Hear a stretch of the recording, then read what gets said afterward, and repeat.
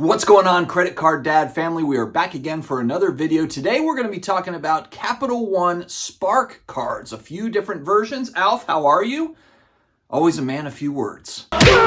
Before we dig into the crux of the video, I want to remind everyone you have to be extremely careful when applying for credit cards and using credit cards. Credit cards can be a useful tool for you in your business.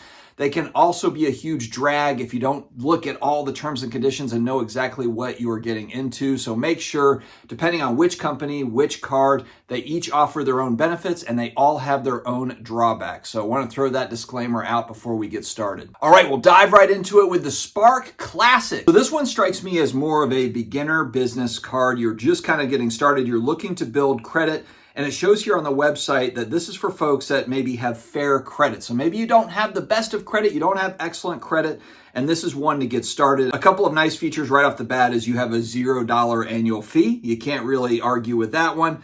1% unlimited reward, so that's kind of nice. For every purchase, it is 1%. There is a calculator here that kind of shows you here. If you're spending $10,000 monthly for your business, you could earn as much as $1,200 cash back annually. So that calculator is kind of nice to give you a feel of, okay, how much am I going to be spending realistically for business expenses and how much can I expect to get back from cash back? So that's kind of a nice deal that they offer here on the website for all the cards. Now, one thing to mention here, build and strengthen your credit by using this card responsibly. And when you look at the variable APR, 29.99% with the Spark Classic card. This is no joke. I mean, 30% is a brutal rate. I mean, now I'm not going to say it's not standard for a lot of credit cards, but this is not some amazing deal. Keep that in mind. This is a beginner card, and this is one, I think this is kind of a training card, really, because if you don't use this card responsibly, 29.99% interest on unpaid balances will add up very quickly. Now let's look at some customer reviews because I think that's important. So overall, 85% of reviewers recommend Spark Classic according to the website, but where are the drawbacks? And so if we scroll down here, we take a look at some of the reviews, the 1-star and the 2-star. Low limits reports utilization. So here this person says Amex gives me 30,000, Chase 10,000, Capital One $300 hard lock limit. And then if you go down to the next one right here, not strong enough and the credit limit is undesirable, not enough promotional incentives to keep me using, and my needs are much greater than the amount allocated. Small business is growing, essentially doesn't have enough of a limit. So again, it's going to be based on credit. What the reviews are saying here are the 1 and 2 stars is really maybe Capital One is a little conservative depending on the credit. Now, we don't know these folks' credit. Maybe it's not great, and so maybe it's justified, but that's just something to keep in mind when applying. This card might not give a high limit right off the bat, and that could be a big drawback. All right, the next two cards, let's kind of lump them together because there's not a huge difference between the two, and we're talking about the Spark 1.5% Cash Select and the Spark 2% Cash. And really, if you see here, this is if you've got better credit. So excellent credit is where they've kind of got this marked. According to their guide, I've never declared bankruptcy or defaulted on a loan. I haven't been more than 60 days late on any credit card, medical bill, or loan in the last year. So it doesn't necessarily give you a number, a credit score number to go by, but it does give you an idea before applying kind of what does fair, good, and excellent credit, what are the differences between these different designations?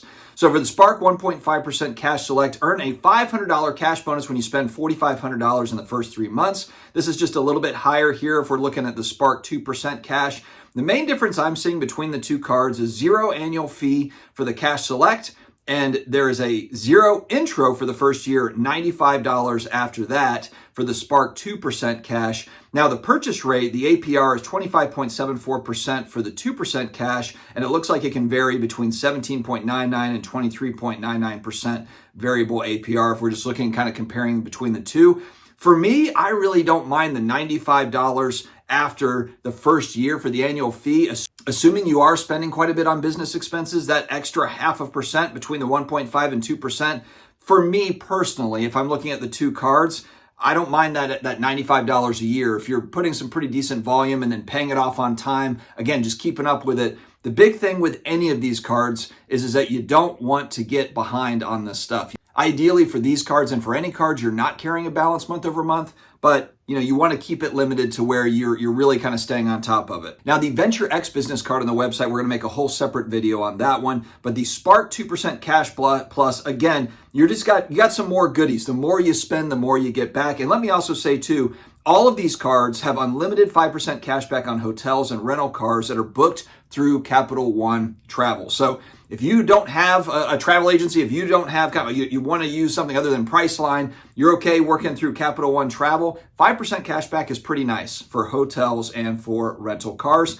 The Spark 2% Cash Plus has a $150 annual fee, but if you spend $150,000 annually on that business card, then they'll refund the $150 fee. I mean, look, if you're spending $150,000, the $150 fee is kind of negligible. But yes, they will give that back to you if you're spending $150,000 in business expenses on this card. Now, for this one, though, you have to pay your full balance every month for the Spark 2% Cash Plus, but that is because they're giving you extra cashback bonuses. Earn $4,000 in bonuses, $2,000 when you spend $30K in the first 3 months, and $2,000 for every $500,000 spent in the first year. So a lot to chew on. Really, if we're looking at the Spark Cash cards, that is if you're established, you've got excellent credit, and you can stay on top of these monthly balances. And really, if we're going back even to the Spark 1% Classic, where maybe you have fair credit, but you're just trying to get started and build credit, that is a very important card to stay on top of, and just making sure with that 29.99% APR, you want to make sure that you're staying on top of it and kind of building that credit over time. I look at that Spark 1% Classic as kind of, you're just kind of getting started, looking for a card to build credit off of. All right, friends, let me know. Have you used the Capital Spark cards? What has been your experience so far? Have they given you decent limits right off the bat? Or, like some of the reviews that we saw, are the limits too low compared to Amex or some of the other companies? Let me know your thoughts in the comments down below. Stay healthy, stay awesome. We'll see you next time.